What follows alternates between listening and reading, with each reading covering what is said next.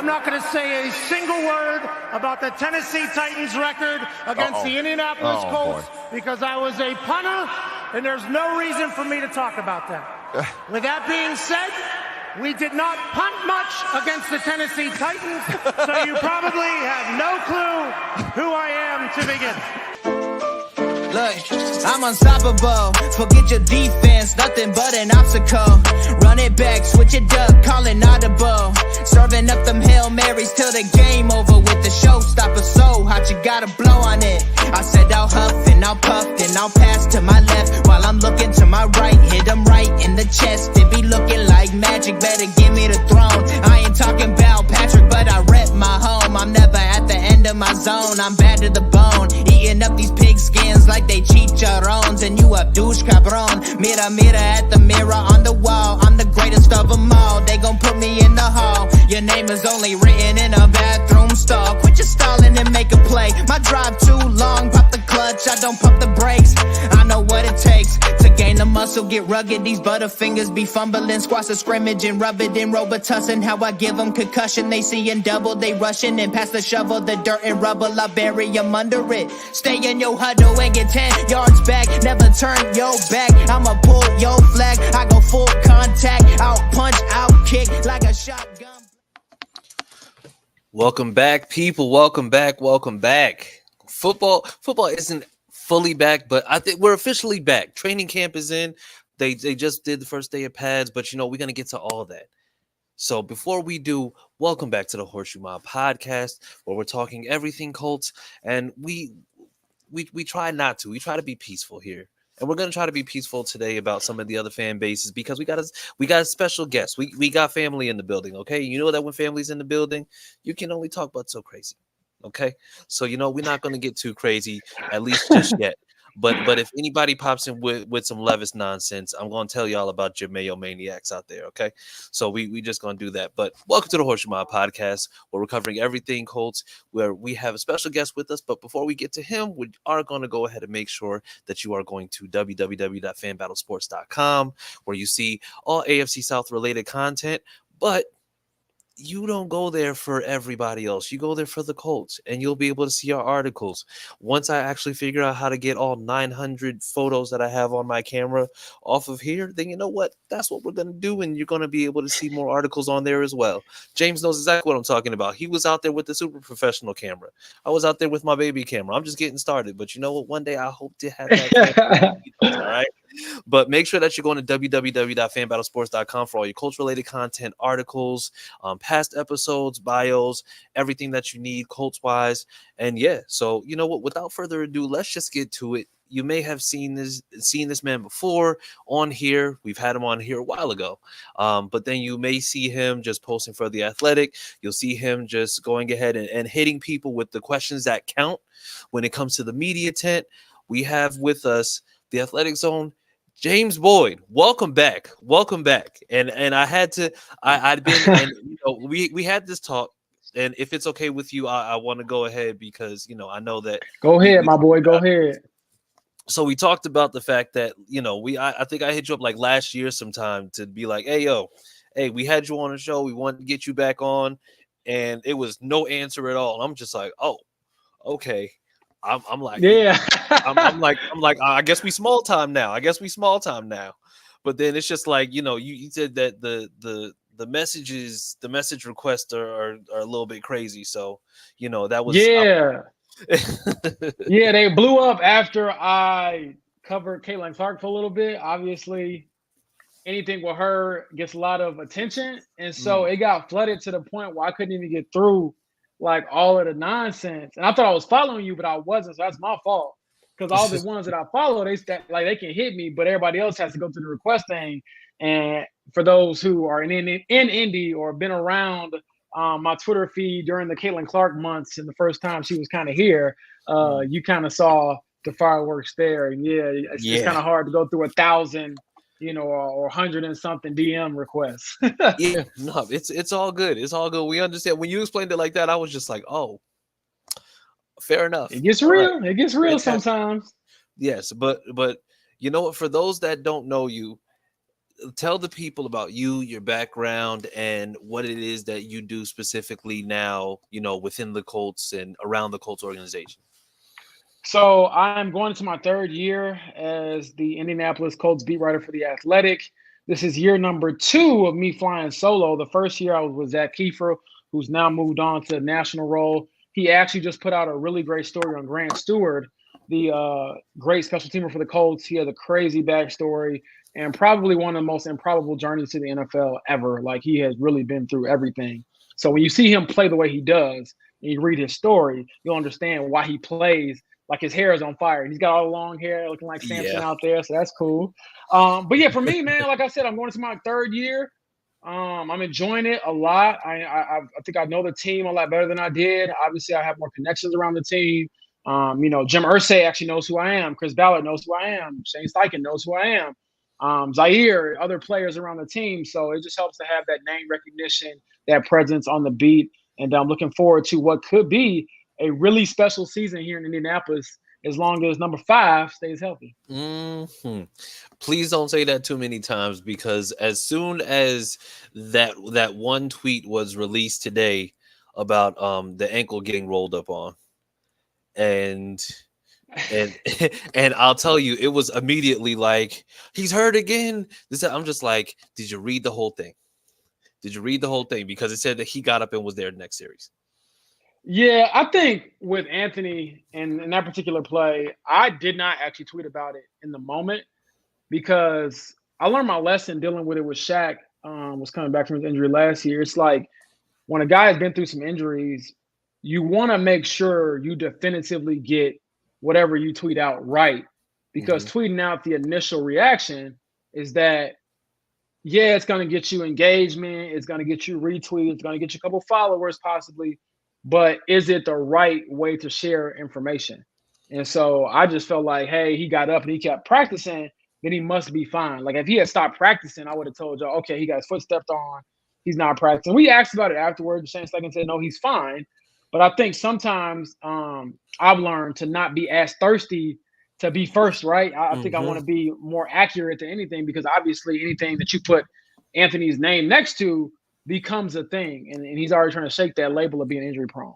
Yeah, absolutely. And I think we experienced that last week after Thursday's session, where somebody posted from a clip that they had of them doing drills, oh, Anthony Richardson can't hit the right side of a barn, and then the next thing you know, you see that there's a tweet that follows that says, oh yeah, he went 4 for 4 in 7-on-7 drills. It's just like, well, I mean, apparently this barn is a moving wall, because I mean, apparently he's hitting it repeatedly.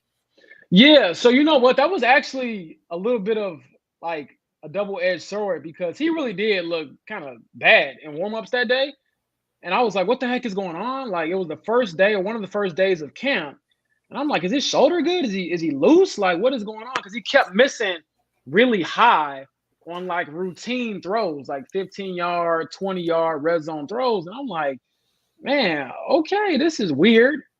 And then he goes out there in the team periods in 11-on-11, and he rips a fastball down the seam to Alec Pierce for a touchdown on one of his throws. And I was like, okay, like, I guess that was just some weird warm-up routine, or maybe it shouldn't be a routine. Maybe you should hit the throws and warm-ups and in the team periods. But that's another example of, sometimes people can get a little too overzealous. Not saying we can't report it. When we put out what we see, we can only videotape certain parts of practice as media members. The funny part about that is that if you're a fan and you're in the stands, you're not supposed to, but they can't really stop you from putting your phone out and filming the plays that tell us we can't film. So it's all like kind of weird. So it's always funny when people are like, well, how come you didn't post his touchdown throw? I can't. Otherwise I would. But I think that was one of those days where AR just looked really shaky to start, and he came out and cooked them up. Yeah, absolutely. And before we go any further, and I do apologize, because I skipped over the guys, and I can't be skipping over the guys. Okay, we can't do that. They know us already, man. They know they us. do. They do, but still, we're fine. I mean, you know what I'm saying? Like, all right. So then we have with us Austin Cook. Yo, what's up? I'm Austin. Josue Senior. What's good? And I'm Chris Jackson. So we got that out the way. All right. So now with that being said, you of course, you cover the team every day, training camp. And so I think we have there's maybe like 4 training camp sessions that are in the books as of right now, right? Yeah, I believe actually today was day 5 overall, and then day 4 of practice. So we came out one more time for a report day. So yeah, 4 practices. Okay, yeah. And so because I want to pick your brain, because I know like since you've had a chance to see it, what have your impressions been thus far when it's come to training camp and what's going on so far with the team? I think for me, I am pretty mild on the team as far as what I've seen so far, just because a lot of it is the same, right? I expect Kenny Moore to be Kenny Moore. I expect Julian Blackman to have a big camp. So I've paying a lot of attention to the, I guess, quote unquote problem areas or questionable areas. I think that right now, when you look at this team, you're questioning, okay, free safety and cornerback. Those to me are probably the biggest ones because you don't have a clear-cut starter at either position. Now, obviously, like I said, you got Kenny Moore. I would think you have Juju Brents on the outside. He's a second-round pick from last year. He should start this year. But that third starting spot is still a kind of up for grabs. I would say right now, Jalen Jones is probably in the lead for that, just because he's gotten the majority of the first-team reps so far. But they're still working Dallas Flowers in there. And to remind everyone, and I talked to Dallas about this, he's like, hey, I was a starter last year coming out of camp, and I started 4 games, and he looked pretty solid in those 4 games before he went down with the Achilles injury. Yeah. So yeah, they're working through that. And then free safety's been like the most alarming one to me because I expected it to be, Rodney Thomas versus Nick Cross, and it's been that, but it's also been a little Ronnie Harrison as well, which, as you all know, probably on the team last year, when he got picked up, he was a safety, then he switched to linebacker. He was a strong safety, switched to linebacker, and now they're playing him at free safety again. So not to say he's not talented, but to me, I'm like, man, if you're playing a guy at free safety who hasn't played this position at all in the NFL ever, what does that say about the guys who have played free safety for you? You're still experimenting with him. So yeah. I'm just curious to see how it, how it kind of goes and how it shakes out.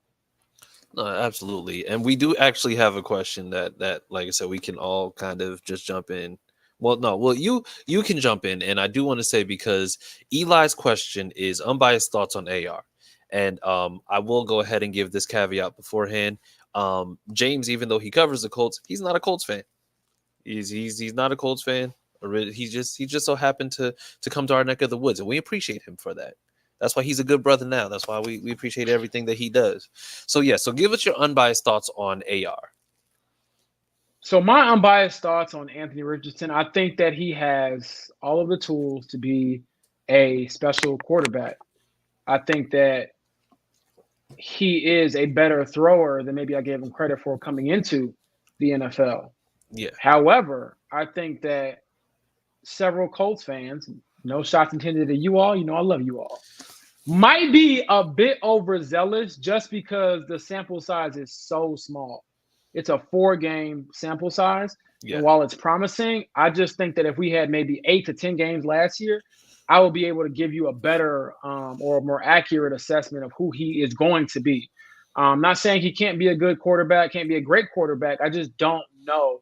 There's a lot of question marks still there. So I think that he is going to have a stinker game because it happens to every quarterback, no matter how great you are. And I'm curious to see, how do you bounce back from that?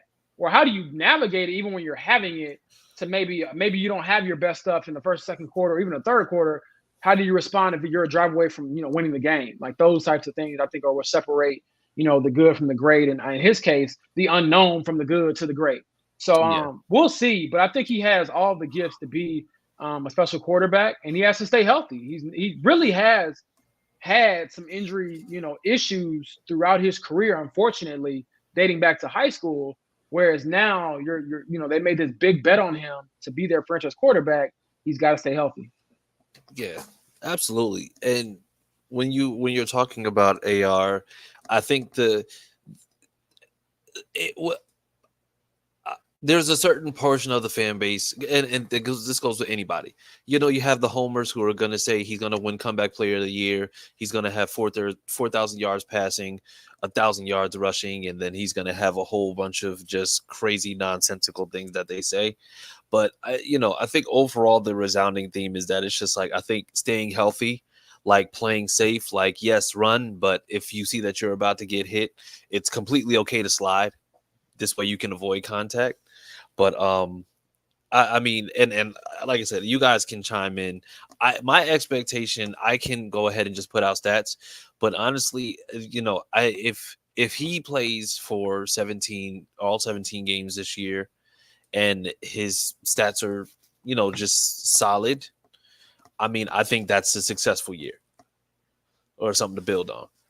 But like I said, I don't know. Austin might have something completely different when it comes down to that. I don't know. He's looking like it. Go ahead, Austin. Give it to me. I don't really have anything different. I agree. I think the ultimate goal is for him to stay healthy, and just hope we see something positive come from the season out of him. Like, make sure that 4th pick in the draft wasn't a waste, and he can be the franchise quarterback. Yeah, absolutely. And Josh about to troll. I know Josh is about to troll because I see it on his face. Nah. Honestly, I mean, when we drafted this guy, you guys know I was really excited because we never had a dual threat quarterback. Andrew Luck could run, but he wasn't as athletic as AR is. Like you said, first and foremost, got to stay healthy, got to play a full season, and give us that those glimpses what we saw last year in those small sample. And I think he can do that. But my expectations are still the same. I'm not too high and I'm not too low on his on my assessment with him. I think he can be a talented quarterback similar to Lamar Jackson, but I won't say 2 MVPs type thing. But I just want the guy to play as he played in college and high school. Yeah, absolutely. And then we actually have another question for you, James. What are your thoughts on AD Mitchell from what you've seen thus far over the last few days? Yeah, I don't even say this as a sign of disrespect. I do think he's been a bit overhyped just because I think people see the one-on-one periods, and he did have a hell of a catch the other day. We were talking to Jim Irsay, and I'm like, love you, Jim. Glad you're back out here. But, brother, do you have to talk during the middle of the one-on-one? The one-on-one is when the real smoke happens, right? Yeah. I'm seeing AD, catching crazy passes and hyping up the crowd, and I'm trying to sit here and focus on Jim Irsay and ask him some serious questions about the team. So that was a little bit of a catch-22 right there. But I will say, AD, I think up until that point, hadn't really made a ton of plays throughout training camp, which isn't really worrisome for me. I think that he's still learning the offense. It's still obviously new to him. And I think you look at that wide receiver 3 competition, that's where Alec Pierce is going to have an edge on him, just been in the system longer, been in the NFL longer. But I'll also add that we're talking to Reggie Wayne about him. He was saying he is an alpha. He is a dog. Like, he has that, get me the ball type of mentality. And I think, even with some of the limited production or lack thereof I've seen throughout training camp, there has still been a moment here or there where I'm like, okay, that's why they drafted him. Because he went out and made a catch like the one he did on Dallas Flowers in that one-on-one drill. He had a couple in team catches over the last couple of days, nothing too explosive, but just to get his hands on the ball in this offense, I think will work wonders for them and work wonders for his confidence and his ability to get acclimated to the NFL. But I will say, we probably, if you're a Colts fan, need to pump the brakes just a little bit on him, because I think some people underestimate how hard it is to transition to the NFL and instantly be an impact guy. No disrespect to him. I think that he has all talent in the world. Obviously, he's an athletic freak. And, I could come, by week 3, I could be dead wrong. And trust me, if I'm wrong, I'm not going to be mad, because that means they're going to be playing very well and my life is easy. But I just think that, sometimes with the excitement, there's not a lot of grace offered. So, again, if he doesn't start week 1, it does not mean that, he's having some bad offseason or he, isn't a future top wide receiver for this team. Yeah, I ain't gonna lie, man. I am overhyping him. I got him. His comp is like DeAndre Hopkins, so I need to maybe need to chill. Yeah, you thinking best. But you know what? I'm actually glad that when I working in the space that I do, man, and I'll be honest, Josh, I think that sometimes people can be like too cynical sometimes, where it's like the off season comes, right? And we, you know, and to me, I do this, you know, as a fan of every team I ever grew up watching, basketball, football, whatever. I don't care what moves they made in the offseason. I was always like, we gonna make it work. You know, this guy, I don't really know, but he with us now, we gonna make it work. So that's just how I think. And I appreciate that energy more than like people who are saying like nobody's gonna be good. You know, oh, why'd you draft Layatu? He had a neck injury. Why'd you draft AD Mitchell? People said he had an attitude problem. You know, why? I'm like, well, why draft anybody? Yeah. Like, I mean, you're not gonna get Andrew Luck or Peyton Manning in every draft. Like you're gonna have to, you know, get some guys who have quote unquote flaws and work through them. And then, you know, like most NFL teams, you find some guys who might have been overlooked. Perfect example is Zaire Franklin, and he ends up being a baller for you and overshooting what you thought he could be. So yeah, I'll say right now, be as positive as you want to be. And trust me, you know, when people talk about AD Mitchell, I'm sure he's saying the same thing to himself. Like, no, I am going to be this great player. And to his credit, even though he hasn't had a ton of production throughout college, never had a 1,000-yard season, he also really had a bunch of big plays and big moments. And I don't think you can really quantify that. Like, the dude ain't afraid of the moment. I mean, he's going to go back to Lucas Oil Stadium, which is the same stadium he caught a touchdown pass in, and I believe the national championship for Georgia. So, I mean, the dude is used to big moments. No, absolutely. And pivoting to another wide receiver, because we got like a bunch of comments coming in, but it's like, do you believe that Josh Downs will have a better year than the rest of the wide receiver room? Seems like AR has chemistry with him. So this was a hot take in the media room the other day. We were debating, and I threw it out there, could Josh Downs have more catches than Michael Pittman Jr. this year? And I don't say that as we're going to see Josh Downs be wide receiver 1. I think it could be one of those things where he has like 5 more catches just because he's like that release valve for Anthony. And it does seem like when you are, how do I explain this? Like when you're in the thick of this and you're kind of under duress, if you're Anthony, you find Josh Downs. That's what happens throughout every practice. It seems like, you know, he's always on the higher end when it comes to receptions. Now, you know, when Pitt gets the ball, it's usually down the field. It's a possession catch. It's a first down. Whereas with Josh, he can do some of those things too. Every now and then, though, he gets 1 or 2 more that are just kind of like those little check down, 5 or 6 yards, just to keep the chains moving. And I think that's where we could see AR have potentially the best chemistry. And it also helps that, you know, maybe they're the same draft class, spend a lot of time together. They seem like they're really close friends, which obviously helps. And Pitt's the same way.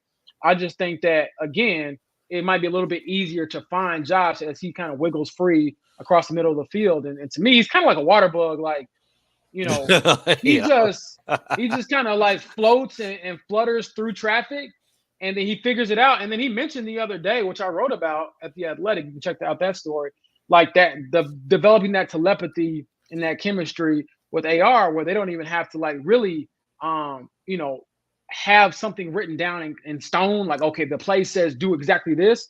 They can kind of feel off each other and play, you know, off each other. And it's like, oh, okay, I'm going to sit in this open area here, even though this isn't our play. I know it's open. You know it's open. We're both, you know, feeling the same type of energy on this play. We'll make it happen. I think when you start having that connection, it's early, still very early, but if you can build that connection like a, you know, Peyton Manning and Marvin Harrison, like a T.Y. Hilton and Andrew Luck, where you're kind of communicating without having to have explicit plays laid out there, I think that would be a huge, obviously, step forward for this offense and a big reason why Josh could be AR's quote-unquote favorite target. Yeah. And I think the other thing that he mentioned the other day, I think it was on Saturday session, he mentioned the fact that he felt better this year. Like he felt quicker than he did last year, and he did feel the improvement. And you know, it's also the attitude, because his attitude is just like, I gotta keep working because I gotta keep getting better continuously. Even though he says, you know, I do feel better, I feel quicker, I feel stronger. Like he's I think we're seeing him kind of develop into a Steve Smith without being as much of a head case, because Steve Smith was a wild man, but I'm not gonna say too much because I don't know, somehow he be hearing stuff, and I don't want to deal with that. So, and then we're gonna take the last question. Then we're gonna actually just talk about just some recent news injury wise. But they said thoughts on JT's performance after suffering after coming back from the injury last season. I think that he was a bit sluggish to start last season because he started it late, obviously. But I thought that last game against Houston, that was I'm the best running back in the league type of level, JT. I have it memorized because when you cover the team, you just learn to memorize stats. Like, for example, just random stuff. Like, I know Josh Downs had 68 catches for 771 yards and 2 touchdowns. Like, it's ingrained in my memory. But with JT, that last game, 30 carries, $188, and a touchdown run. I believe it was like 49 yards on the touchdown run. Yep. He looked like the league rushing champ that he was in 2021. And so I think that he will have a big year if he can stay healthy. He's another one. He hasn't been as, spotlighted as AR because AR is the quarterback and he missed so much time last year. But JT's been banged up the last 2 years. He missed 7 games last year and 6 games the year before. Yeah. And so if he can stay healthy, he's still only 25. I think that he could be in for like a 1,200-yard season. I don't think we'll see like him leading the league in rushing again just because of Anthony and his legs. But I do think that a 1,000-yard season should be in his future. And he should be fresher because of that if they are able to make the playoffs and he can keep it rolling. And then I'm curious to see just how much they might use him in the passing game because that is something that he's shown the ability to do. And again, like I was saying, Chris, if he can be safety valve and kind of like that release point for AR, that's another, completion, another 5-6 yards where you're keeping the chains moving and you're building AR's confidence. So I think JT's in for a big year.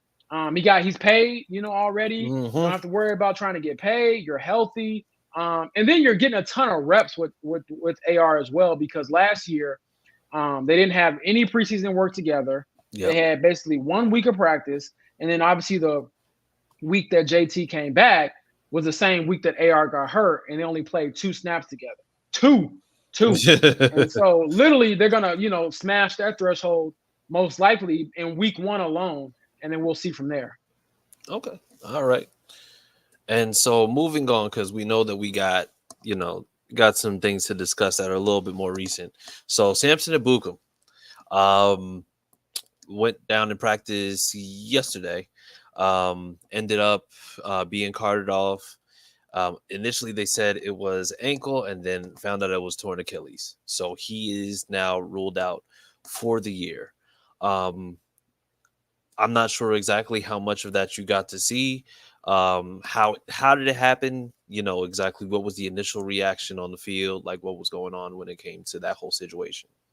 Yeah. So unfortunately, I did not. Well, that's probably not the best word. I did not see it. I mean, obviously, I don't want the guy to get hurt, and I don't want to see him get hurt. So that's why I'm like, I don't know about unfortunately is the right word. But I didn't see that actual play because that happened again when Jim Irsay was talking. And so I was trying to balance both. And I was standing right in front of Irsay and he's on his golf cart and you can't really see the field. And then out of respect for him, really anybody I interview, if I'm talking to you or trying to get something from you, I try to keep my eyes on you. So I did not see the play. Obviously I heard about it afterwards. We talked to Shane Steichen about it afterward. He said it was a calf. And obviously we know, sometimes it really is a calf and sometimes it could be like Kevin Durant, which in this case, it was an Achilles. And so talking to players today about it after everything kind of got confirmed, they had time to digest it. Obviously, Latu, I shared that on my Twitter account. Yeah, saw that. I wrote about it today in my story. That's a guy he knew before. He even knew he was going to be a Colt. This is someone he considered to be a kind of a mentor before he even reached the NFL. And then they bonded even more after being, drafted and being on the same team to the point where now his heart really goes out to him. And so he was obviously upset. Taekwon Lewis, who's been through some injury stuff of his own, was saying how he feels for him and wants the best for him. And so it's a big blow. Don't get me wrong. Like Samson can play, not a household name, but a very good player. Led the team in sacks last year. Obviously going into his second year in Indianapolis is a devastating injury. But I guess if there's a silver lining for this team, that is probably their deepest position, the defensive line. And then you made the investment in Latu, where, again, maybe you didn't want all of this on his plate just yet. Yeah. But by default now, he's going to get more on his plate. And he's a guy who's basically begging for it because dating back to rookie minicamp, OTAs, veteran minicamp, even now, he's always one of the last guys to leave the field because he's always asking for more work. And now he's going to get it. And then today, as I'm sure you all following along online or on Twitter, he was balling today. I don't say that lightly. I try not to give too much credit throughout training camp because I'm like, it's not real football. Mm-hmm. But he had a play today where he chased down AR. And I was like, yeah, in a real game, you're begging AR to throw the ball away, number one. It's like, don't get an extra hit if you don't have to. Just, know when to fold him. But if he does hang on to it, that would have been a sack. Like, he was not outrunning that man. Like, he is fast.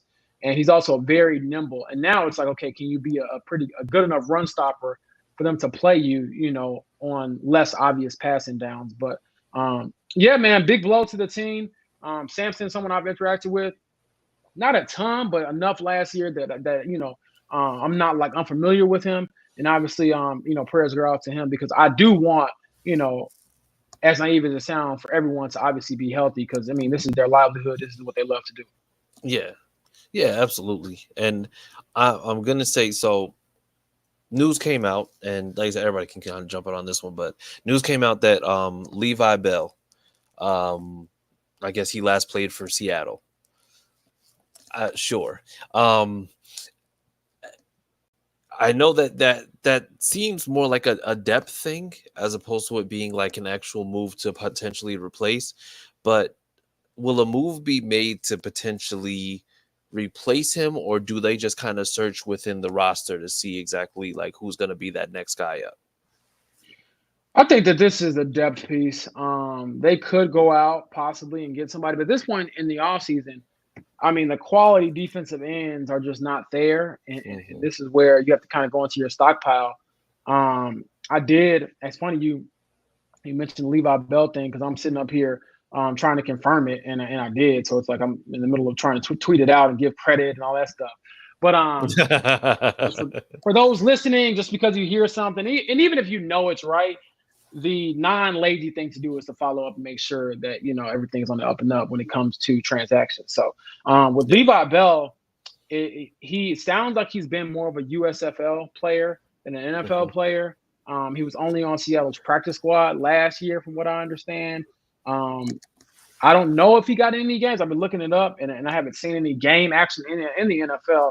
But nevertheless, we were talking about it when I was leaving practice today. It's like you just need bodies at some point. Now, I don't think he's going to be, some player's going to be here long term. But, kudos to him. You get on the roster, you never know what could happen. But this is where one of those things where just from a attrition standpoint, you don't want to not sign someone to have your current players kind of overdo it with reps. You need some bodies out there, even the third and fourth string guys, you need him out there. So that's kind of the role I would expect him to play. Whereas I would expect Laiatu, Dio, when he does come back from his calf injury, which we believe is a calf, like he's not torn anything to my knowledge. It's a calf injury. If he's able to come back sometime next week, like those guys to absorb more of the snaps. But I think Laiatu has kind of earned the right, especially after today, to get some more looks with that first team. Okay. And like I said, for the rest of the guys, I'm going to say, if there's a move that you would like to be made to potentially replace Ibukum, what would that be? Or are you just good with just Latu just stepping in immediately? I think there isn't some headlining move where I'm just like, that's the one. I think ideally you would like to see Dio take more of the reins if he's a starter. But also you would like to see Laiatu. I mean, when you're the first defensive player drafted, they didn't draft you to be, a spot player. They drafted you to be an every down player. It's just that, in his case, maybe it's going to be thrust upon him sooner rather than later. So I think ideally you would want him to be that guy who takes on the extra workload and gets it done. And like I said, he's a workhorse. If there's one thing I've learned about him, even just getting to know him for the last couple of months, it's that he will not fail because he doesn't work hard. I mean, if there's a reason why he doesn't succeed, sure, that happens, but it won't be because he's not trying, he's not learning, he's not, asking questions. Because the dude, when you talk to him about pass rushing, like technique of it, it's like he enters a different language. And to me, I'm like, okay, now you're seeing that expert pass rusher knowledge come out, because that dude's eyes light up and he'll go start telling me about chops and swings and clubs. And I'm like, I ain't heard about none of this. I'm like, only chops I know is pork chops. The swings I know is the one at the park. And only clubs I know is the one I've been, dancing in. Like, I don't know none of what you're talking about, but he gets the job done. Yeah. I'm so serious. I know you are, and that's the funny part about it, because just like when you mentioned pork chops, I'm just like, oh he trying to go to somebody cookout soon, right? I mean, it's just like, and then for Josh and Austin, if there's a move that could be made for somebody who's out there, and Josh, I'm asking this seriously, because if you say something like, yes, we should trade a first next year for Myles Garrett, I'm gonna mute you. But it's like, so what? So like, what, hold on, man. I don't like this betrayal you have me ask, man. Like, I don't talk real football. Go ahead, get in here, Josh. I don't know what.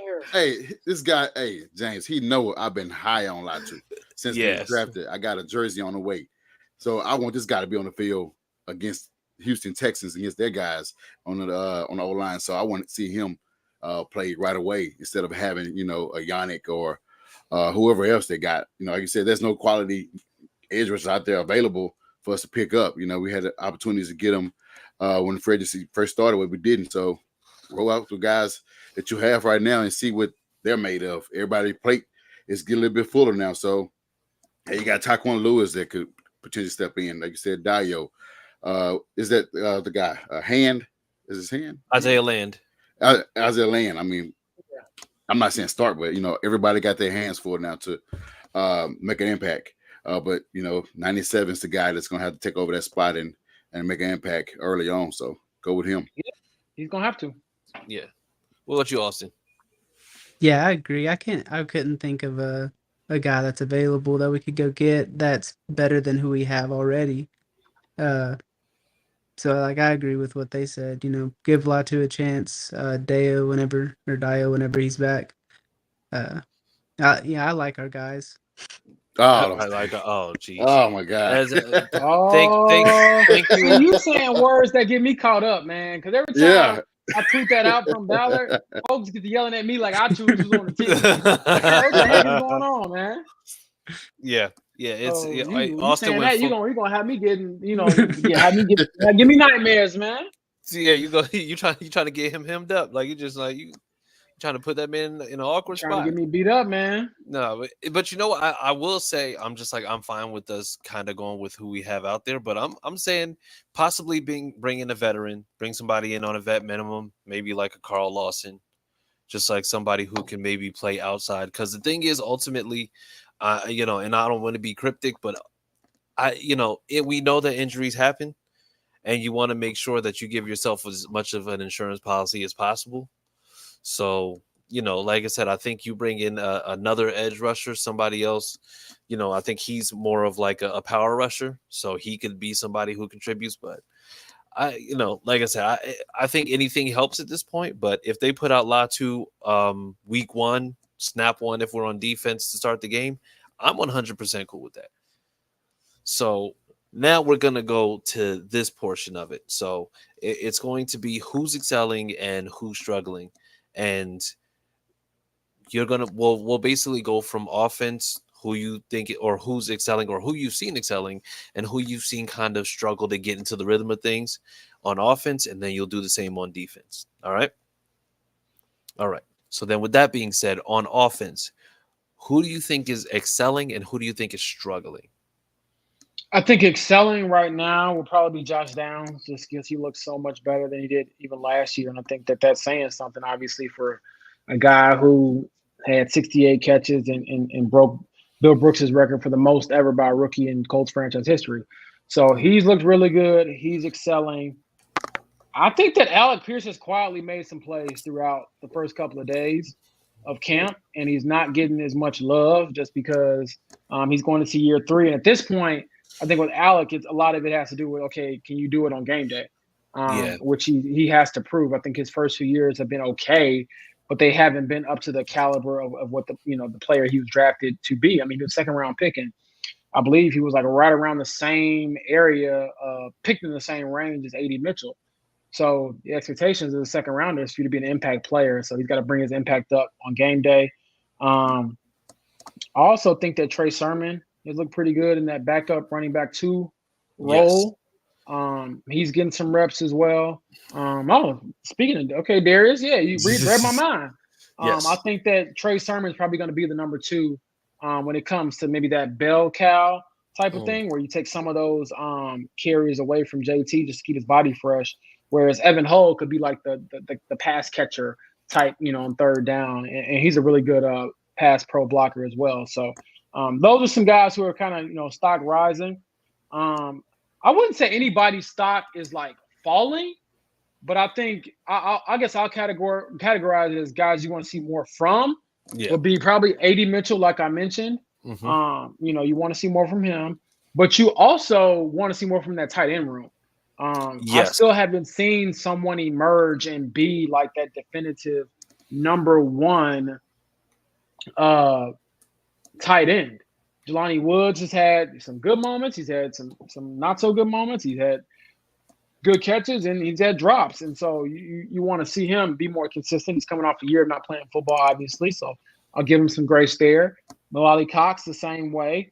You want to see him at this point be that veteran leader that's very reliable, and sometimes you feel like you want a little bit more from him. And obviously at this point in his career, you have to ask yourself how much more are you going to get, if he's already this far into his career. And then obviously some of the younger guys, Will Mallory, Drew Ogletree, Kylan Granson is a bit of a veteran now in that room, but still it just feels like they have a lot of guys who do a lot of different things well. But there's not one guy that they can say, we're going to play you every down because you're just that good. And I've had to pick one who has all the gifts to do it.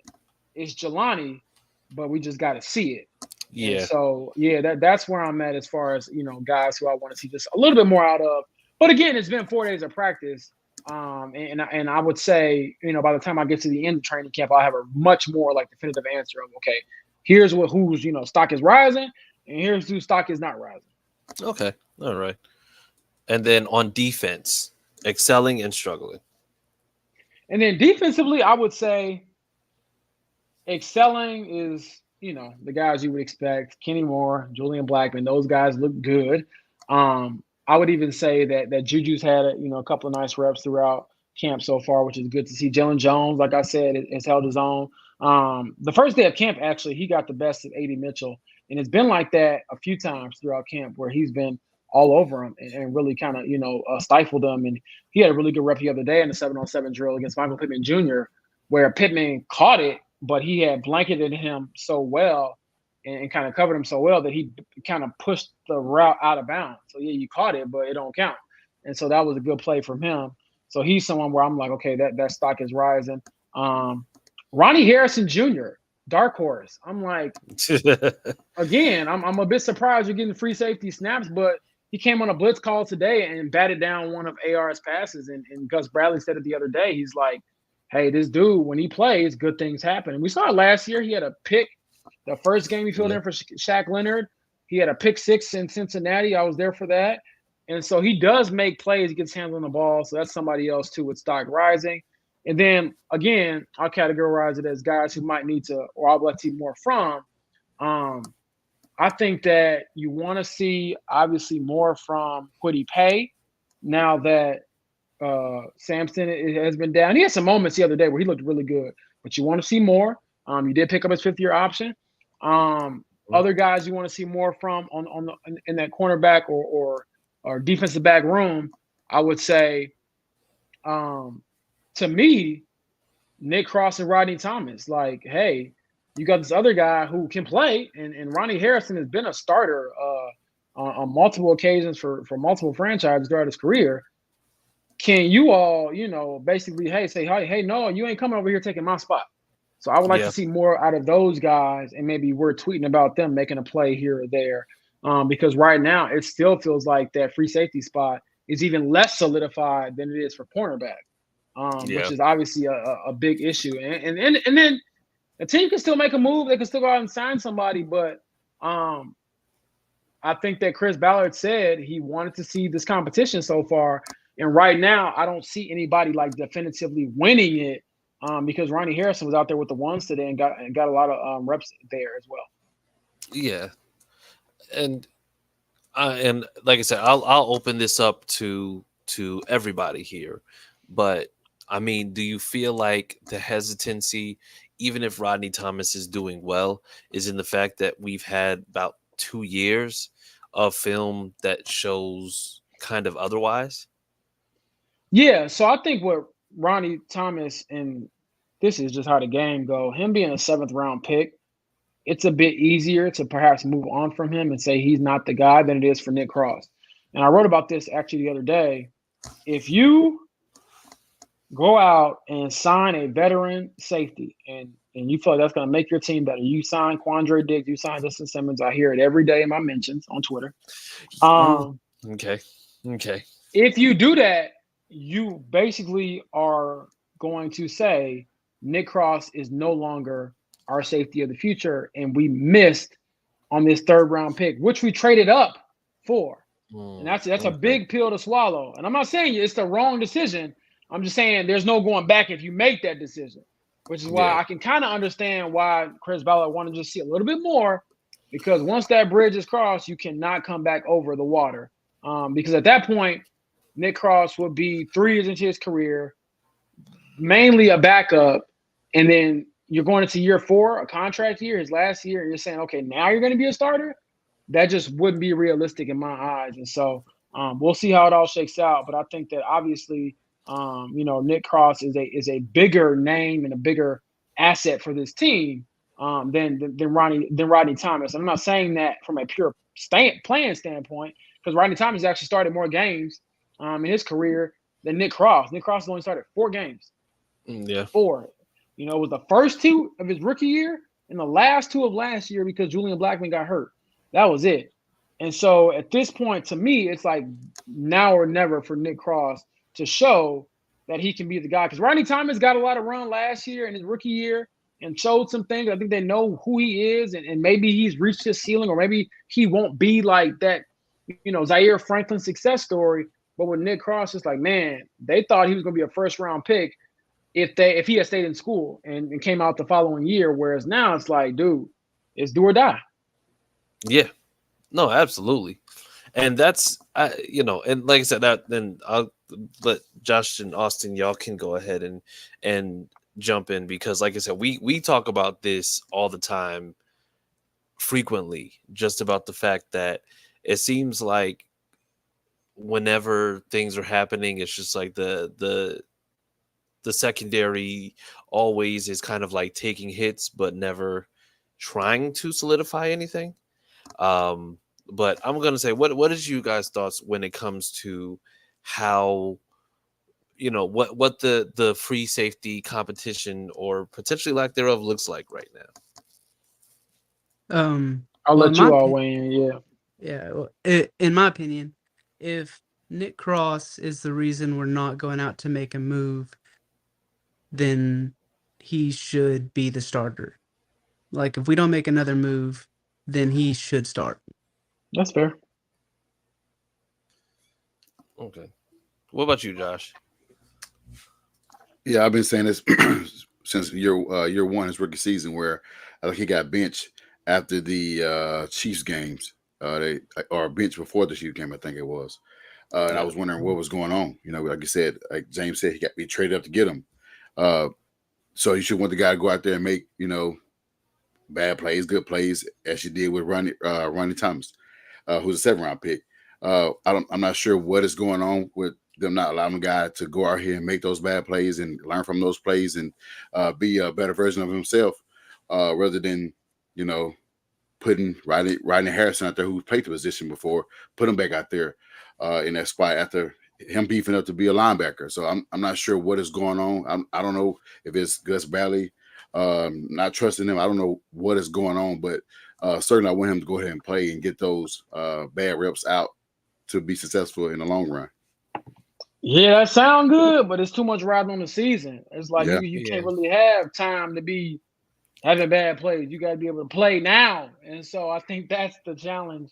And let's keep in mind that it's also more cost effective to keep Rodney Thomas or Nick Cross and on the back end and trust that they can get better. But I just think if you're a serious playoff team, man, and you don't want to be able to look back at this time, which is where it's hard to be a GM because you're always doing risk versus reward in your head, but you don't want to look back and say you missed the playoffs because there were 2 or 3 games where you put up 30 points, but you lost because the other team scored 35, and your secondary was getting torched, and on the back end. So still some camp left to go, decisions to be made, and obviously a long way away from that final 53-man roster.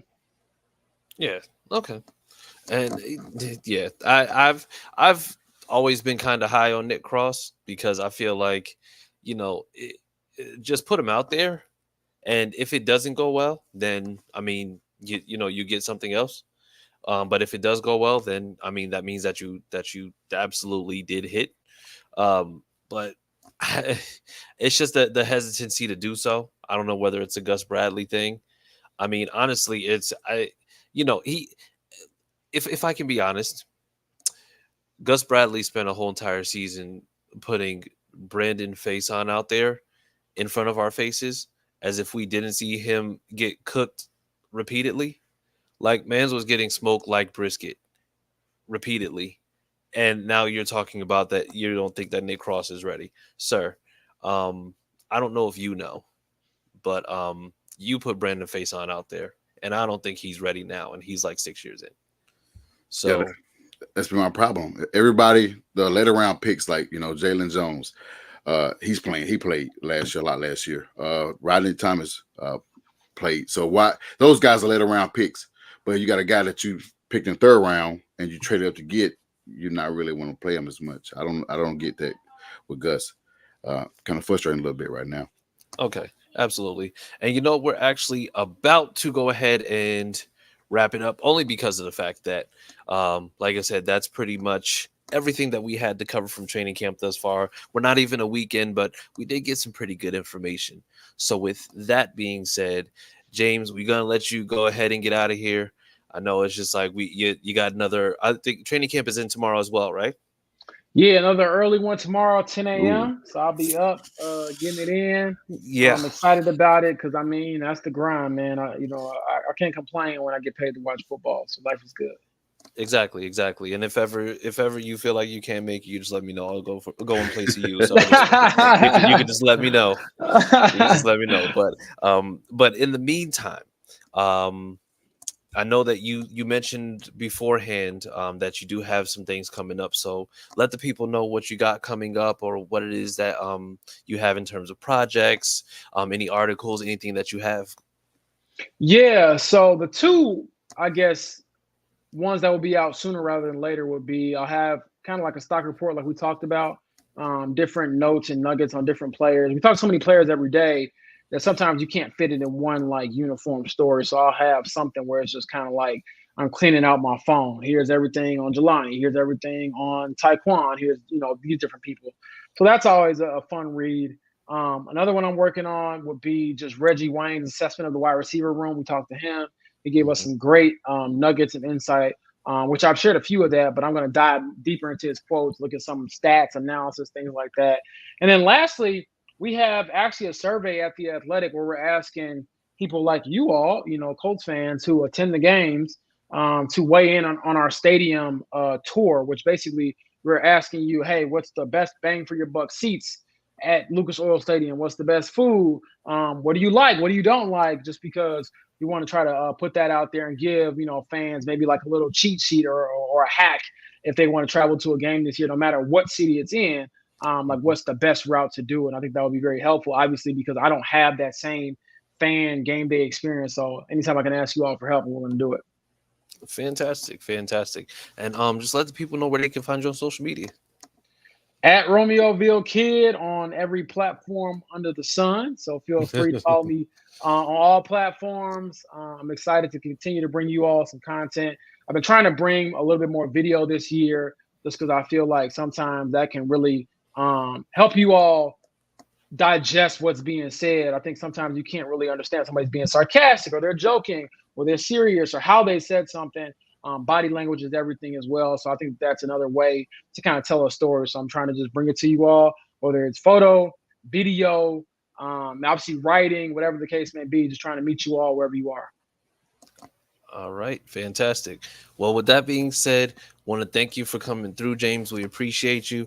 I know you did mention that, you know, towards the end of the season, that's when, you know, like end of training camp, exactly where everything is. So, I mean, could we potentially have you back on here in the training camp then?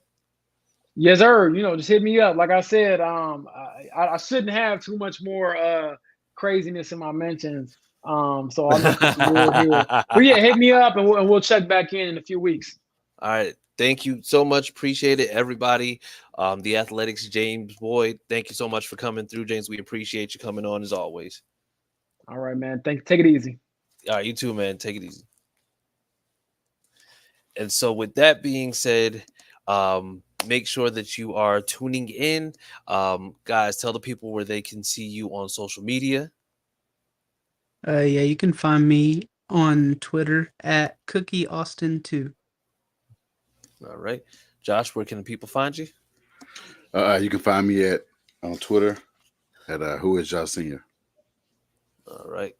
And you can find me at CJ Colts fan.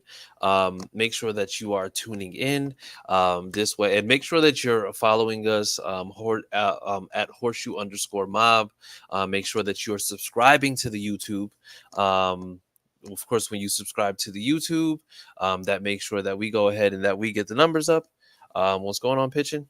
And then this way we're able to make sure that we go ahead and interact with you. We love when you go ahead and you ask us questions. So make sure that you're tuning in. But in the meantime, y'all, have a great day. Enjoy the rest of your week. Stay cool, because I know it's just like there's a couple states getting heat waves right now.